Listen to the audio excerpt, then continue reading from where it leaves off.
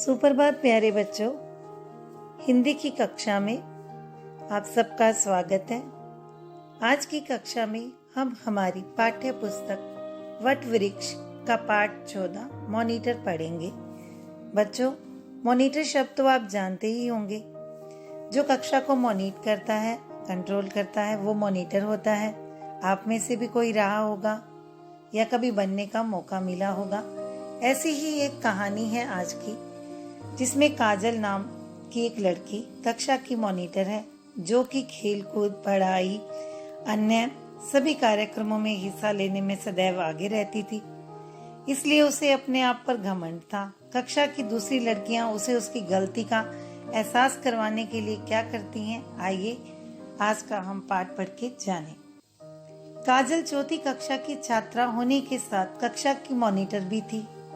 काजल पढ़ाई के साथ खेलों और अन्य कार्यक्रमों में भी सबसे आगे रहती थी, इसलिए उसे अपने आप पर बहुत घमंड था। उसकी गर्दन हमेशा घमंड से तनी रहती थी, यानी वो तन के चलती थी, ऊंची ही रहती थी। उस दिन कक्षा में काजल अपने डेस्क की तरफ जा रही थी, यानी अपने बेंच की तरफ जा रही थी। उसने देखा कि अमृता कुर्सी के नीचे अपना बस्ता खिसकाने के लिए झुकी हुई है। जरा अपना मोटा ताजा शरीर मेरे रास्ते से हटाना, काजल ने अमृता का मजाक उड़ाते हुए उससे कहा। अमृता धीरे से उठकर अपनी कुर्सी पर बैठ गई। कक्षा की सारी लड़कियां हंसने लगी, क्योंकि उसका मजाक बन गया था। काजल भी ही करते हुए अपने डेस्क की ओर बढ़ गई। अमृता की आंखों से आंसू बहने लगे। उसने अपना सिर झुका लिया ताकि काजल की बात से उसकी आंखों में जो आंसू आए हैं उन्हें वह छिपा सके। काश उसकी कोई दोस्त होती जो उसका साथ देती। कक्षा के दरवाजे पर खड़ी आरवी ने पूरा नजारा देखा, यानी उसने पूरा सीन देखा। आरवी सीधे उसके पास जाकर बोली, अमृता, क्या आज मैं तुम्हारे पास बैठ जाऊं? अमृता यह सुनकर अवाक रह गई। अवाक मीन्स हैरान रह गई। उसने हैरानी से आरवी की ओर देखा। आधी छुट्टी में खेल के मैदान में आरवी की सहेली सुरभि ने उससे पूछा, आज तुम अमृता के पास क्यों बैठी हो? उसी समय काजल भी वहां आ गई। उसने आरवी का मजाक उड़ाते हुए कहा, लगता है अमृता के साथ तुम बहुत खुश हो सकता है। आरवी ने भी लापरवाही से उत्तर दिया। तभी सुरभि ने काजल से कहा, तुम्हें आज सुबह अमृता के साथ ऐसा व्यवहार नहीं करना चाहिए था। ओहो, मैंने कुछ भी गलत नहीं किया, क्योंकि वो है ही मोटी, बदसूरत और नीरी मूर्ख। नीरी मीन्स पूरी तरह से।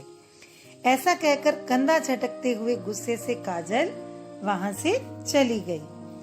तभी आरवी ने अमृता को आवाज देकर बुलाया और कहा, सुरभि और अमृता, यदि तुम दोनों मेरी मदद करो तो मैं काजल को उसकी गलती का एहसास करवाना चाहती हूँ। अमृता बोली, मैं तो तुम्हारी मदद जरूर करूंगी, बताओ मुझे क्या करना होगा?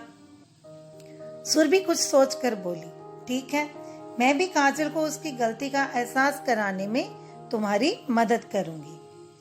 उस दिन से आरवी और सुरभि उसके दोस्त बन गए।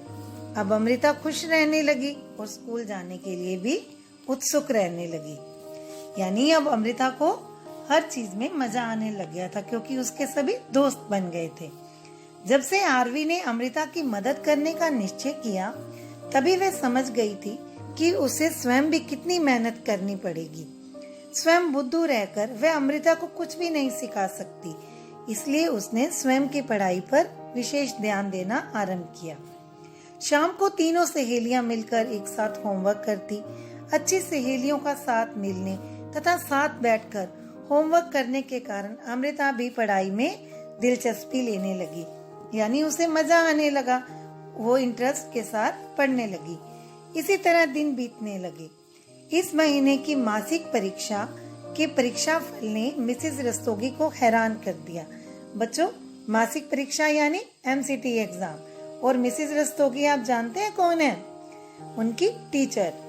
उन्होंने आरवी से कहा, आरवी, तुमने तो कमाल कर दिया, मैं तुम्हारे काम से बहुत खुश हूँ। ऐसी ही कोशिश आगे भी रखना। और अमृता, तुम्हारी उन्नति पर तो मैं विश्वास ही नहीं कर पा रही हूँ।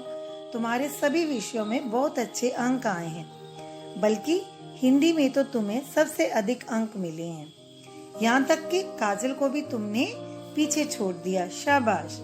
अभी मिसेस रस्तोगी की बात खत्म नहीं हुई थी कि हर महीने की मासिक परीक्षा के अंकों के आधार पर उन्होंने अगले महीने के लिए मॉनिटर के नाम की घोषणा की और कहा, अब अगले महीने के लिए मॉनिटर की घोषणा करने का समय आ गया है और इस बार की मॉनिटर होगी आरवी।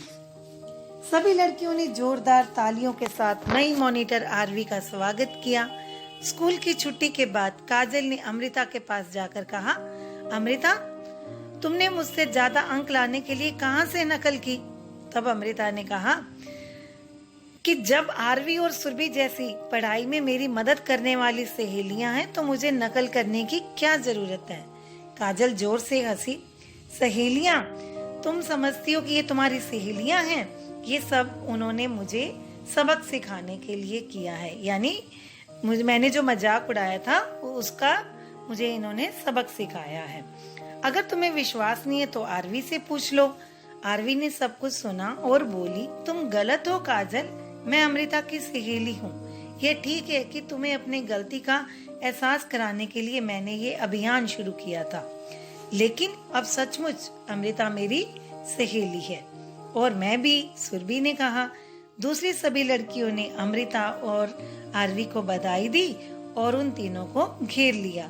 यह देखकर काजल को भी अपनी गलती का एहसास होने लगा। उसने अमृता से अपनी गलती की माफी मांगी। अमृता ने कहा, माफी कैसी? अब हम 3 नहीं 4 सहेलियां हैं। और चारों खिलखिलाकर हंस पड़ी। काजल ने भी अपने मन में निश्चय किया, अब से वो किसी का उपहास नहीं करेगी। उपहास यानी मजाक नहीं उड़ाएगी और अपनी योग्यता पर घमंड नहीं करेगी। योग्यता मीन्स क्षमता पर, क्योंकि बच्चों उसे अपनी योग्यता पर घमंड हो गया था कि मैं इतनी काबिल हूँ कि मैं ही सब कुछ कर सकती हूँ। इसलिए उसने सभी को नीचा दिखाने की कोशिश करती रहती थी। तो बच्चों, इस पाठ से हमने सीखा कि सभी के साथ अच्छा व्यवहार करना चाहिए, अपने आप पर घमंड नहीं करना चाहिए। अब ये पाठ आप पढ़ें। धन्यवाद।